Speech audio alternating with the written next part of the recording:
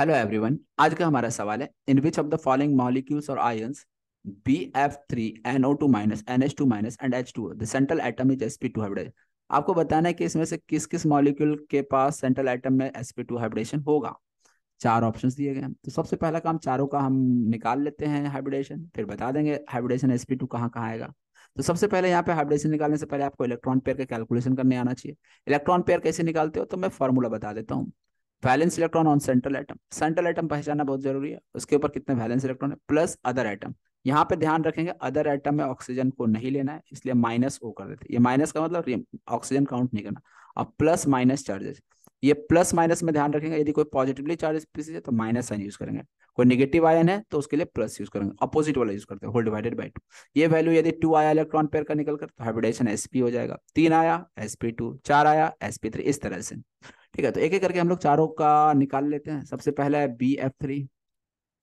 तो BF3 electron pair निकालना है। सेंट्रल एटम में boron 5, sorry valence electron 3, other atom में 3 फ्लोरीन है, 3 + 3/2 6 के लिए बाई टू 3 के लिए हाइब्रिडेशन आ जाएगा sp2।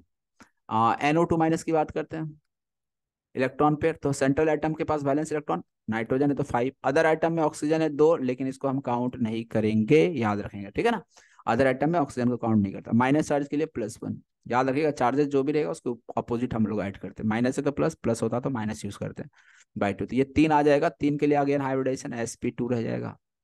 देन NH2- है, NH2- के लिए इलेक्ट्रॉन पेयर निकालते हैं। तो 5 + 2 7, अदर आइटम में हाइड्रोजन लेना है, 5 to 7 माइनस चार्ज के लिए +1 यूज करेंगे बाई टू।